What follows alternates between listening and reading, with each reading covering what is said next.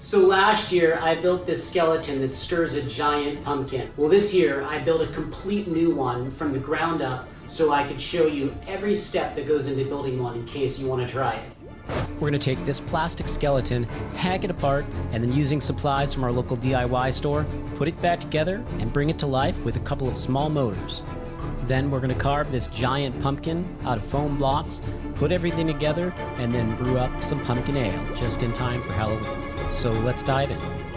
So the first thing you're going to want to do is make the plywood base, because we're going to attach the PVC to that, and that's going to be where the threaded rod goes into that connects to the skeleton legs. Once we have that assembled, we're going to be able to stand the skeleton up, and it's going to be easier to work on everything. It's going to be 18 inches wide by 40 inches long. Once we get that cut, we're going to take some 1/2 inch PVC. You could use 3/4 or 1/2 inch. It really doesn't matter all that much.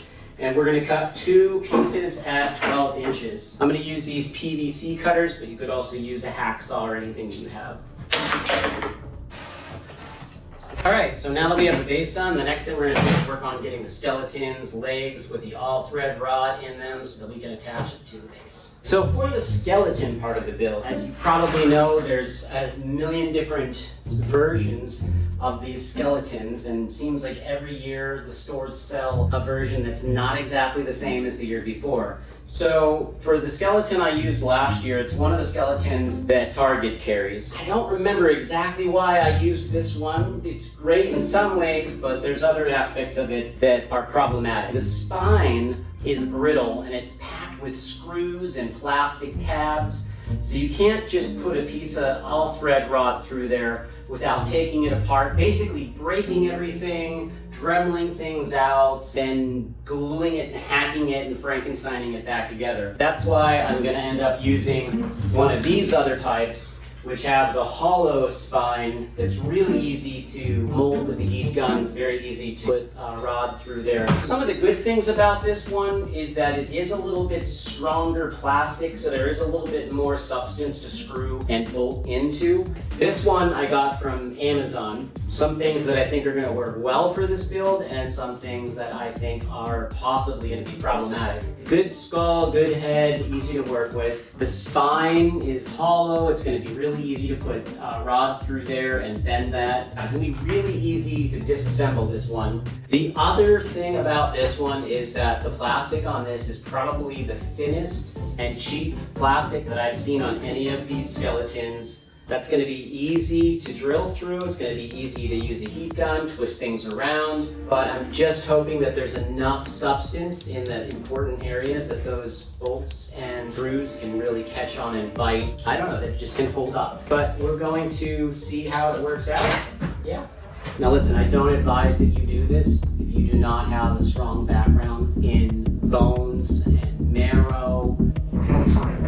There's already a hole in the bottom of the leg. We're going to drill into there, and then we have to drill out of there in the top, and then we're going to drill into the femur in the bottom, and finally out of the top. Easy. That's done. Oh, it went right through the foot, right into the leg. Next, we're going to cut our threaded rod, and we're going to put that into the leg. And to cut this, you could use a hacksaw. You could use a multitude of different tools. I'm going to use my circular saw, which has a wood and metal blade on here because it makes it nice and quick.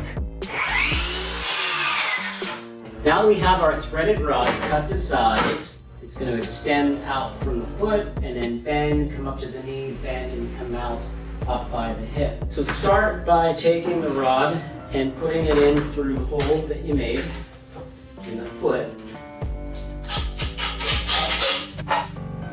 Once you get it in, you don't want to take it back out. To bend, I'm going to basically put one end in a vise and then just slowly bend the rod. You just don't want to bend too much too quick. You don't want to get it too hot and snap it. Damn it! I'm not going to lie, the threaded rod bending process did not work out like it did last year. I had no trouble. It was something I did in like just a few minutes. Today, I attempted to bend the threaded rod, and this is what happened. I don't know what the deal is. I don't know if it was softer or metal last year or what, but But I broke even more pieces, and after going to the store and picking up a new supply, I did discover one thing. There's threaded rod that you can get into the general hardware section of Home Depot, and then there's threaded rod you can get in the electrical department. I remembered that last year I picked up the longer pieces in that section, and so I got some this year after I broke all the pieces. I brought that back and it bent with absolutely no problem. So I don't know if it's stronger metal or more flexible or what, but I would just recommend being careful before you bend any of it so that you don't have the same problem I did. Anyway, back to the build. Once threaded rod is in the leg, bending the knee, that's not that difficult at all. Pop the femur up, and then you can bend the top without having to like put the torque on the plastic, put the bone back on, and then you're good to go. All right, so now that the threaded rod has been installed into the legs, slide this into our PVC plywood base. These legs should stay up pretty good right now. There's nothing keeping them together, so they are gonna kind of spin and rotate. But right, we can go like that. So, all right, so the next thing we're gonna do is screw these legs into the pelvis, and then we can start working on the upper body. Apparently my wife thinks it's funny. Little does she know I was just in here doing this. She only heard me talking about screwing legs into the pelvis. Next, we're going to install the threaded rod through the spine. We're going to drill one hole into the inside of the tailbone here, and there's no need to drill one up top because it should be hollow. If you have a skeleton like this, you should be able to fit that rod up through there without anything obstructing it, but if you have a different type of skeleton, you may need to take the spine apart and kind of drill a cavity through there. And now we can just take the upper part of the body and put the threaded rod through there. And then just reconnect that compression fit onto there. And then we've got our rod through the spine. Now that we have the spine rod installed, we're going to make the aluminum bar that sits up on the shoulders. We're going to mark how long we're going to cut the bar, and then mark the holes we're going to drill for the threaded rod and the 2 screws that we're going to attach to the shoulders. Aluminum's a really soft metal and easy to drill through. It's still a good idea to get some metal drill bits, and it always helps to have a little lubrication just so the drill bit doesn't get too hot. And you could totally just use a standard drill, but I did get a drill press this year, and so I used that on parts of the build. Now, with the holes drilled, we could just slide it back on and then make marks for where we're going to drill into the little tabs on the shoulders, and then attach that with some screws. Okay, I just forgot. There's one more hole that needs to be drilled into this aluminum bar, and that's for the eye bolt that's going to come up for the fishing line to come through to guide it. So I'm just going to quickly take this off and drill that hole and then put this back on. And now that we have that hole drilled, we could throw a washer and a nut on and then just tighten everything down. Now, to secure the rod at the tailbone, cut a piece of PVC and then drill a hole through it. That's going to go onto the threaded rod in the spine. We could throw a washer and a bolt on there, attach our drill to the other side, and then tighten it into place. Okay, so now that we got the threaded rod through the spine, next we want to bend it to give it a little bit of a hump back. That's the nice thing about this spine is it just bends. It's not cracking, it's so pliable. Okay, let's see how that is already. Pretty good, I like it. Next, we're going to cut a piece of aluminum and then slide that through that PVC so we can mark where we want to drill our holes. Once we have those holes drilled, we can slide it back through and then install the bolts that are going to screw into the pelvis and the hips. Now, I'll leave the measurements in the description, but you're going to want to base it off of your particular skeleton so that you can make sure the PVC, the aluminum, and the screws all fit correctly. This is really great because, I mean, unless you grab this and try to break it, and even then there's a lot of flex in there, not going anywhere. I mean, you'd have to really force it down at this point. Yeah, well, remember I was concerned about the cheap plastic on the skeleton I used?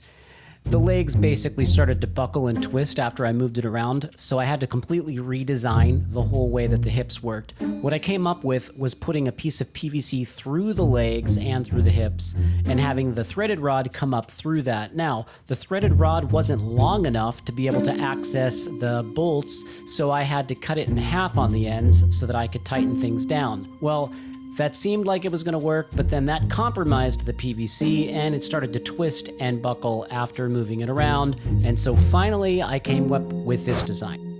So I replaced the PVC with a piece of square tube aluminum. I figured it'd be strong enough not to flex or bend under pressure. I cut it to length, I drilled the holes through it, I passed it through the hips, and then to come up with a way for the leg rod to go up high enough, I ripped the leg open, I added couplers and some extra rod so that it could tighten down to the aluminum bar. I have to say the project is over and this method did stay rock solid. So would I use the same skeleton again? I don't know. Now that I know this works, maybe I would, but I think it ultimately depends on what skeleton you use as to what design you use. So after you cut all of your pieces of PVC, you can start to put the collarbone mechanism together. So first we're going to take the center piece of 1/2-inch PVC, put that through the T-fitting, and then we can attach that to the coupler on one side and attach the coupler to the other side.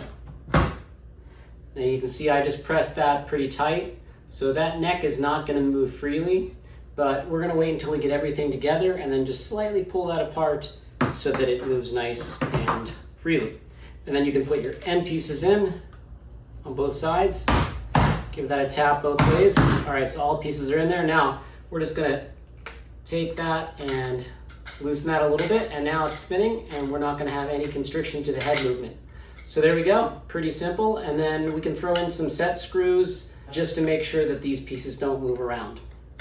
Now, as far as attaching the head and the neck to the collarbone, it really depends on what skeleton you're using. They're all attached a little bit differently, so I would just suggest making sure that you do it so that the head isn't going to fall off, but there's plenty of flexibility so that it can rotate and move as needed. For this one, I put a small piece of PVC into the T-fitting and then screwed that to the neck and attached the head with a wire. To install the collarbone into the skeleton, it really depends on how your arms are attached. In this one, it's really easy because there's just these tabs, which I was able to cut off with this razor blade.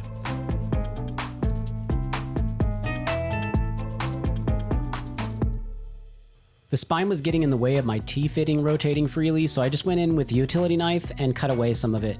This is one of the nice things about using a skeleton with cheap plastic that's easy to cut.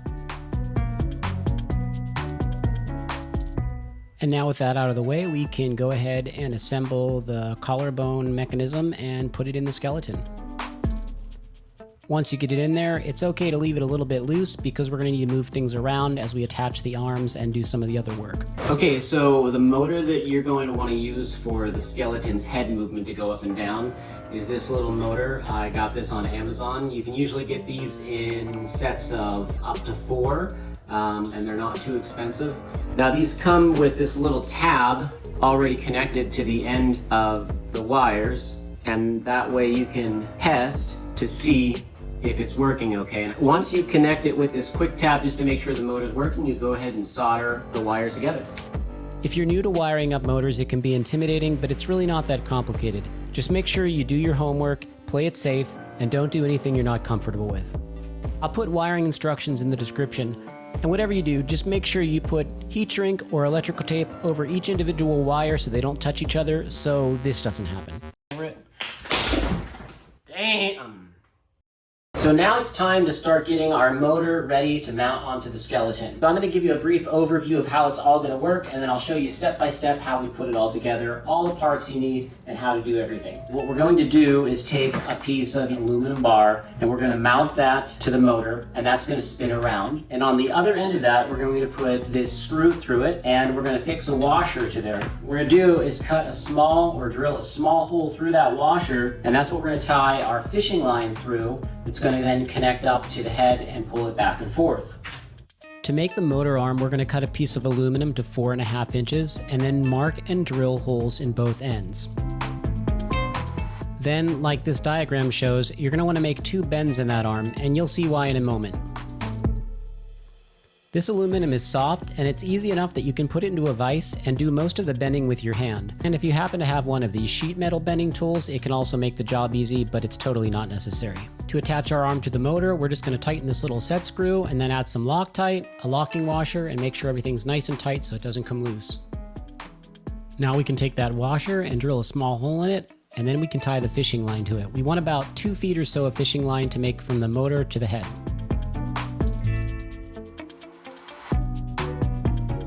We're going to take a machine screw and add a locking nut and a washer to one side, and then we're going to put the washer with a hole in it on the other side. And then we're going to finish it off with one more locking nut to hold everything in place. We want to tighten it up so that it's snug, but just enough room that it can rotate freely. And then it can help to add a little grease to keep everything smooth. And here you can see the motor in action.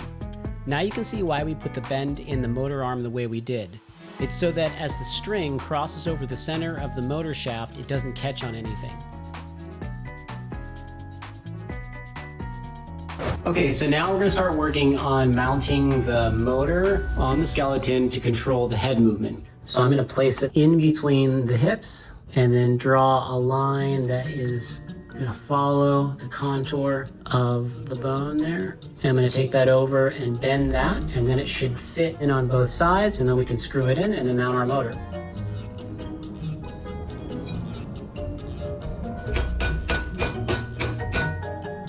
Pop that out, and there we have our fixture that's going to mount to the back of the skeleton. And there we go, so it fits right into that area right there. We'll mount our motor on there after we screw into the bone.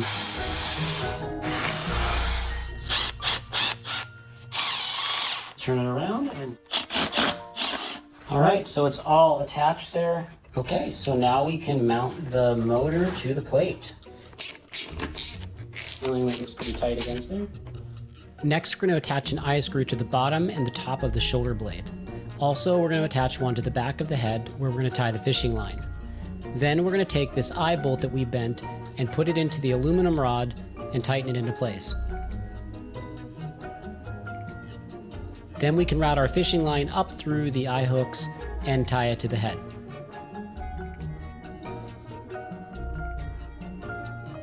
Okay, so I tightened the fishing line up a little bit and adjusted a few things, and I got the head movement where I want it.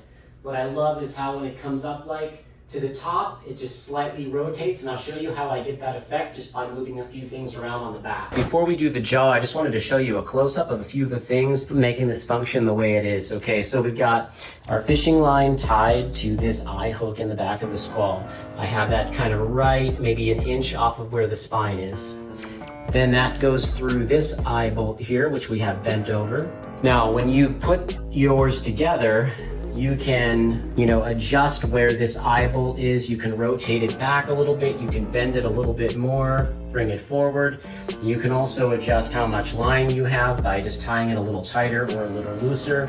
If you need to, you can adjust where this eye hook is just to get the exact movement you want. You can see that the way I have the line passing through the eye bolt here is that when the head is pulled up, the line's riding on the bottom of the hook, but then the top of the hook actually presses onto that last little bit of the line, which grabs and pulls the head back and slightly rotates it.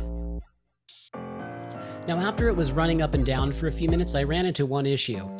The T-fitting was coming down and resting slightly on the sternum, which was pushing it up in the back. And then when the head lifted back up, it would create a little bit of a jerky movement.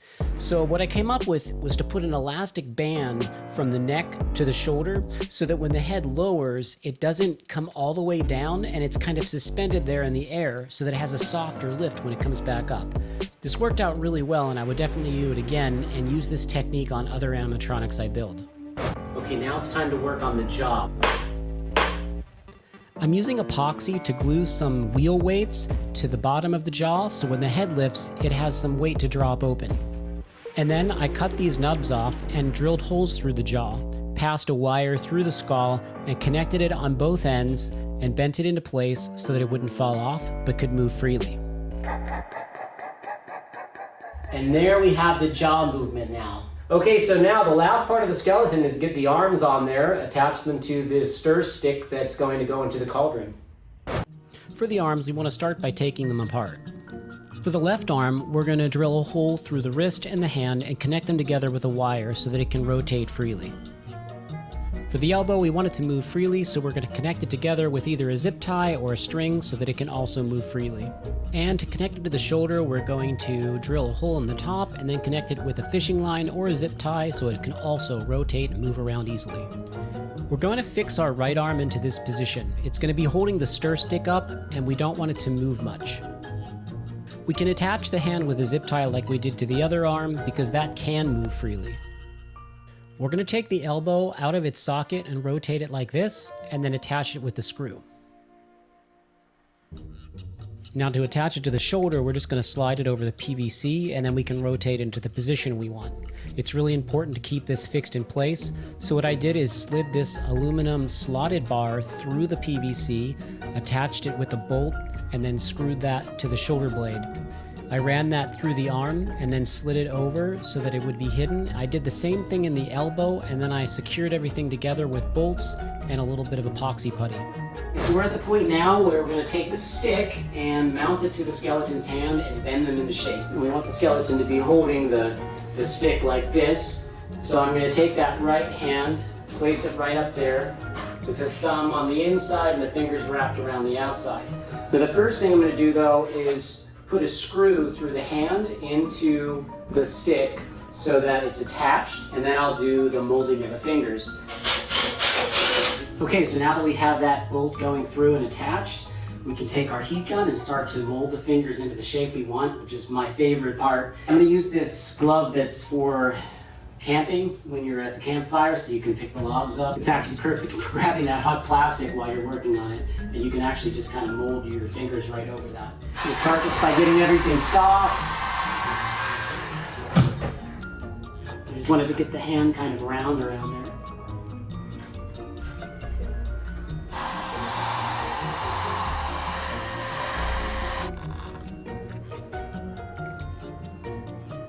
I just got finished doing the hands, and now you can see how I bent them around the stick there. And then down here, same thing. So I'm at the point where I'm going to try to start filling in some of the cavities where there's just loose joints and things moving around. And I'm going to do that with this JB plastic weld. It gets as hard as rock, it binds to the plastic, and you can drill through it, you can saw it. So we're going to see how this works.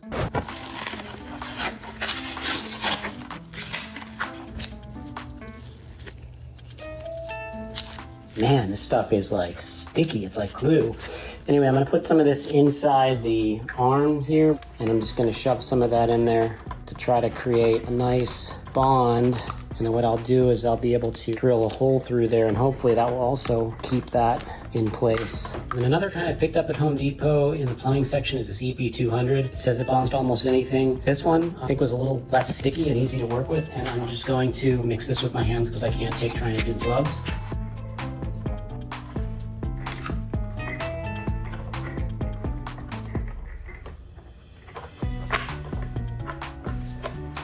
But I had another idea. I'm going to fill some of the cavities with great stuff. It's not going to be rock solid, but it's just going to fill it up and it's going to give more substance in there, so I don't think things will move around quite as much. Okay, so now that we have the basic structure of the skeleton finished, I'm going to show you how I'm going to hide some of the hardware and blend in all of the PVC and the different things that we did to make the skeleton what it is.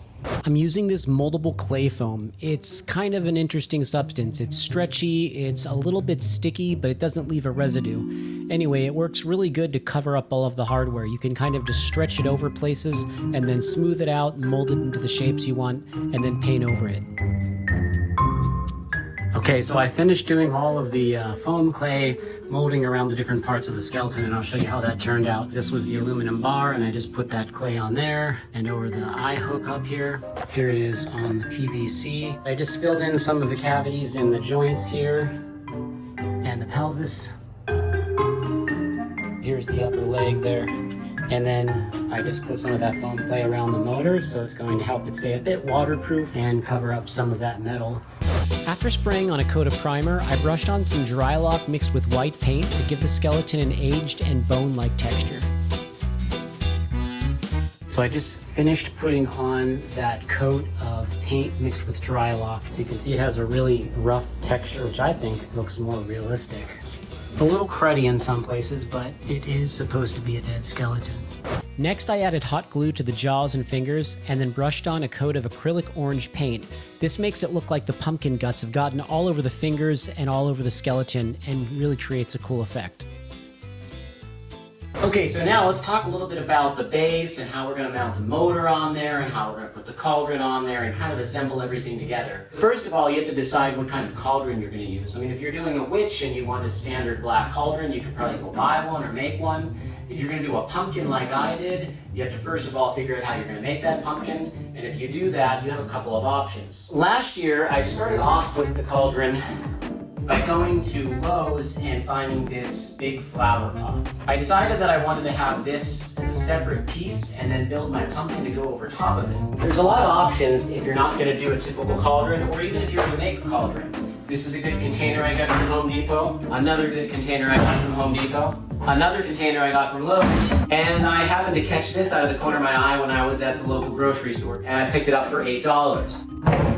I've seen some DIY projects where people used cutouts of cardboard and did paper mache to create their own cauldron. You could do that to create your pumpkin as well if you don't have the foam or you don't want to deal with making it that way. So you have to decide what you want to use, or if you don't want to use anything at all. For this year, I'm just going to make a foam pumpkin, and that's going to be the only container. Like last year, I'm going to take a piece of foam as my base, and I happen to have plenty of full supply of Tractor Supply foam blocks. If you have a local Tractor Supply near you, you can go down and check to see if they'll give you their foam blocks. Depending on the manager, sometimes they'll happily give them to you, and other times they say they won't. But if you can get them, they're really awesome to work with. If you can't and you still want to make it out of foam, you could figure out a way to do it with maybe some 4x8 sheets of foam that you can get from your big box store. To start the pumpkin cauldron, I glued together these foam blocks from Tractor Supply with some Great Stuff spray foam. Now, if you haven't used this stuff before, it's absolutely the best thing for gluing foam together. You spray it on, let it sit for a few minutes, and then when you put them together, they're fused.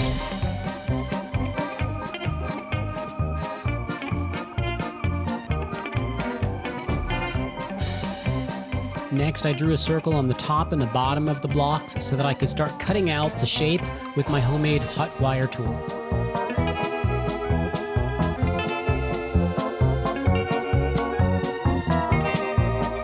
Then I traced a circle on the inside. I detached the wire from my tool, routed it through the inside so I could cut the smaller diameter.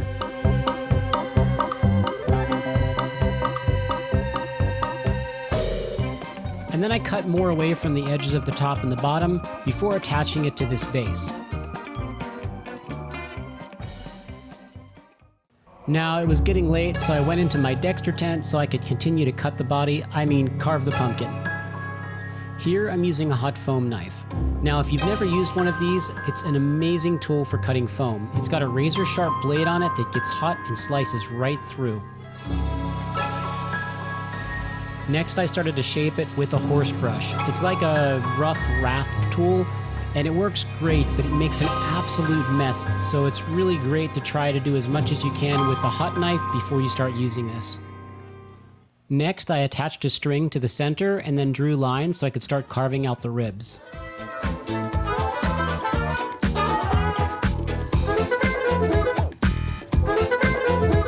Then I cut off the top so it looked like it was an actual pumpkin that's been cut to be a cauldron, and then cleaned up the inside. Finally, I used some sandpaper to smooth everything out. Then I measured and cut an opening for the fog and the wires to pass through. To coat the pumpkin, I started off by brushing on some Drylock. This helps to waterproof it and give it a little bit more of a protective outer coating.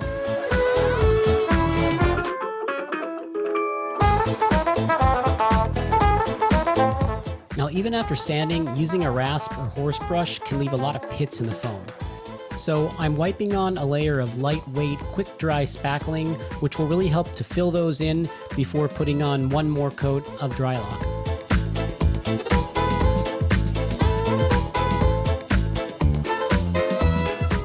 This ends up giving a really nice, smooth texture before starting to paint the pumpkin. For paint, I sprayed on several layers of different shades of orange paint, and then used a combination of burnt umber with orange to spray into the crevices. I then fanned that out with a dry brush, and then sprayed some foam onto the perimeter to make it look like bubbling brew coming out of the sides. and then finally put on a coat of exterior matte acrylic polyurethane.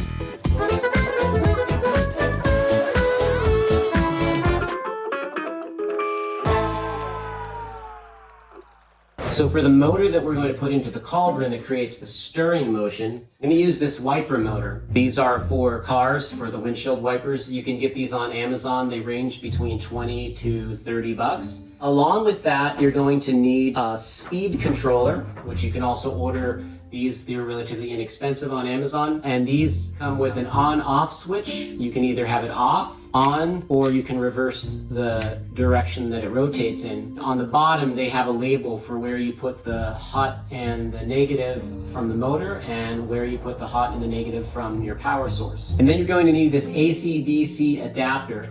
You don't have to use these, but these pigtails are really convenient for making your connections, so I do recommend picking up a pack of these. And then it helps to have some extra 18 gauge wire. You can get a spool of this wire and then cut certain lengths for your needs. Now when it comes to the wiper motor, there is a negative line, and that's where you're going to connect your negative from your power source. Depending on the exact wiper motor you get, they're not all exactly the same. This one has yellow, green, white, and red all running into this box. Now when you put this in a car, you wire it up so that the wipers can go in reverse and they can change their speeds. All we need to find is the one that makes it rotate. I checked, and on this one it's the yellow. So what you can do, I'll show you, is basically set everything up and then take your positive lead and then just lightly touch it with a secure connection to the different tabs just to find out which one is the correct one for you. And you want to be careful when you're doing that. You might get a little spark, but it should be okay. Once you know which one makes the rotation,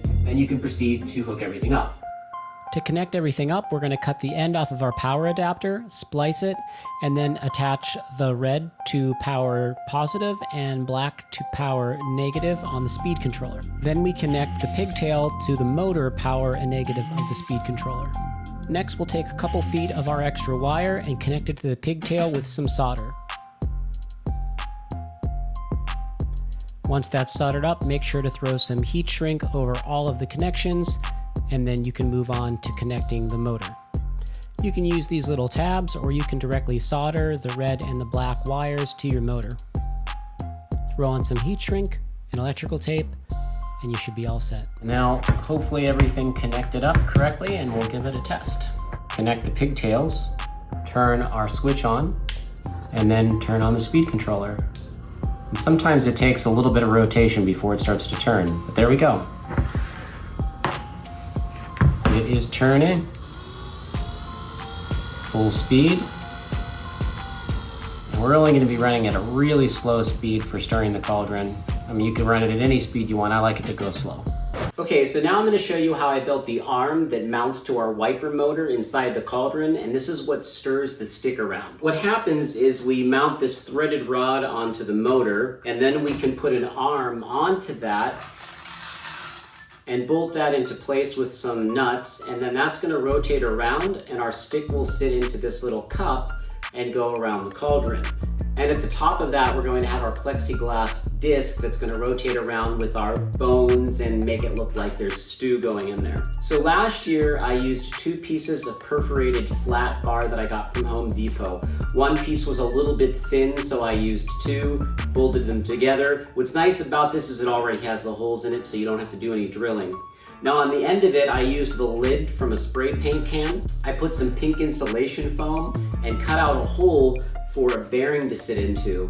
And the bearing allows the stir stick to rotate around without friction. You could totally figure out a way to do this without using a bearing, but this is just the way I did it.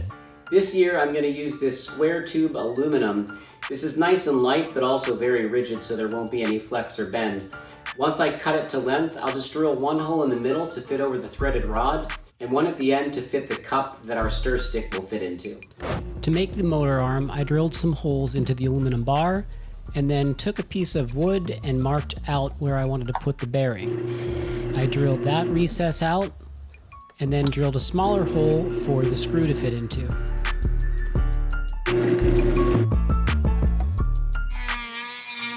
Then I cleaned out the hole, put the bearing in with some glue and tapped it in, cut off of the end,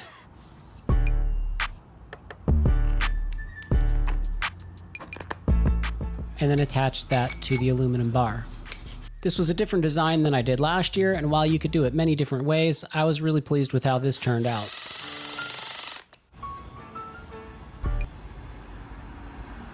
Okay, so now we're going to make the plexiglass circle that's going to be at the top of the cauldron. This is going to rotate. We're going to shine a light up from underneath, and it's going to create this effect that looks like there's this brew or this stew churning and spinning around. This is a 16 by 20 sheet of 1/8 inch thick plexiglass. You could go a little thinner. That's what I used last year, but I'm going to try this thicker piece. And I actually already cut a circle out of the thinner plexiglass from last year. I have a special idea I'm going to try to do with this, but I'll keep that a secret and show you if it works. You could cut this circle using a jigsaw, a Dremel, or a router. I'm going to be using this Miles Craft circle jig because I have it.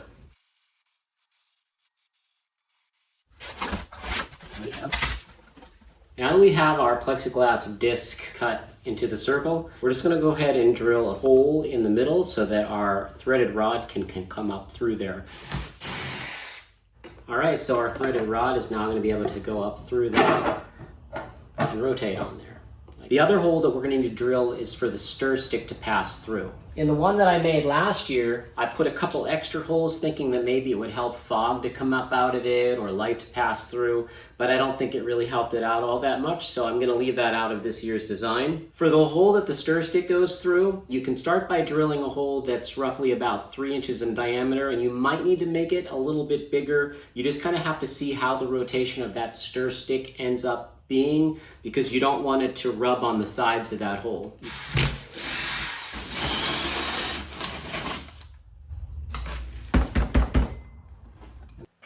So about that idea I had, I thought it would be cool to try to take a heat gun and melt, bend some different shapes into the acrylic. This piece ended up looking like a Pringle, but I thought it would be interesting to try to see if I could make it look more like a wavy soup floating around in the top of the cauldron. I got a little carried away with this and took several different pieces of acrylic and tried different techniques.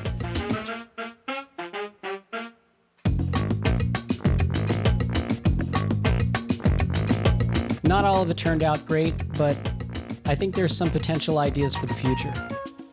To make the light shining from the bottom of the cauldron catch onto the acrylic, you have to coat the bottom with some spray paint.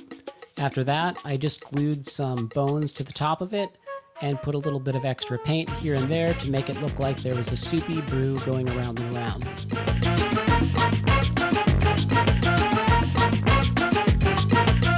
This is one of the other variations I made. I didn't end up using it. I kind of thought it looked a little bit like pizza barf, but at the same time, I also like it, and maybe I'll swap them out. So I was going to put the motor into one of these plastic containers, but I think the acrylic fumes were getting to my head because I just couldn't stop playing around with melting it into different shapes. I ended up making this cover for the motor, and it actually turned out pretty cool.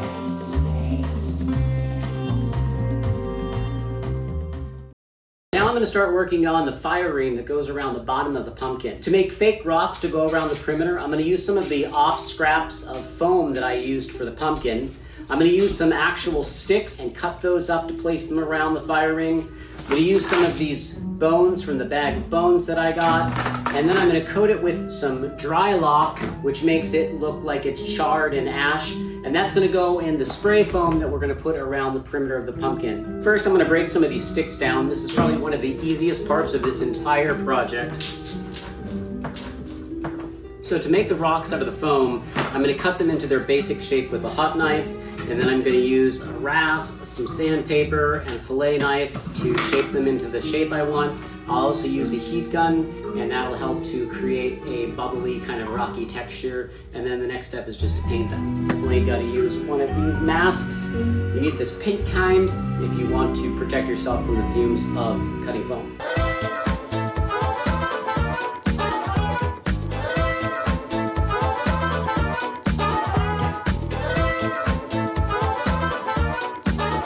I covered the bottom of the pumpkin and the floor with some plastic garbage bags and plastic painter's tape so that the grayed stuff wouldn't stick to it.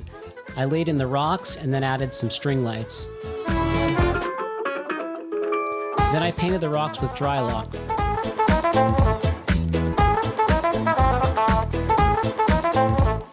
And then I I hit it with a light coat of red and black spray paint to really make it look like they were burning embers. The fire ring made out of great stuff alone is pretty flimsy, and I didn't want it to break, so I came up with an idea to cut out a piece of plywood that I could place it on top of, and then I could glue the fire ring to that so that it would keep it more rigid and not break. It actually worked out really well and slides right onto the PVC base, and everything fits right where it should. I spent a lot of time thinking about how I could make a really nice, clean, tidy, and waterproof junction box for all of the wires to go into. I priced out some actual electrical waterproof outlet boxes online, but by the time I would get one of those and then also put a power strip inside of there, it wasn't that economical and it was going to be kind of bulky. And then I came across this Yardstake waterproof outlet box. It's really great. It comes with 6 outlets, it has a built-in timer, it's waterproof, and it doesn't take up that much space. It was really perfect for what I wanted. I mounted it to this piece of wood, and then on the top, I attached the little compartment I made for the speed controller and the on-off switch. This was just an old servo box I had, and it actually worked out really well. I mounted the adapter to the back of it and secured it in place with some zip ties. And then I gave it all a coating of black spray paint.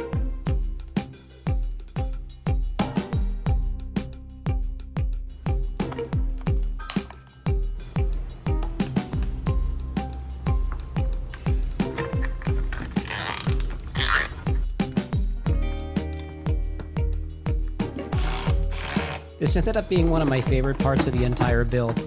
It's just so convenient to have all of the wires accessible in this box and waterproof. I can turn everything off really easily because it's all accessible, and I would definitely use this configuration on new animatronics that I build. Okay, so now let's put this all together.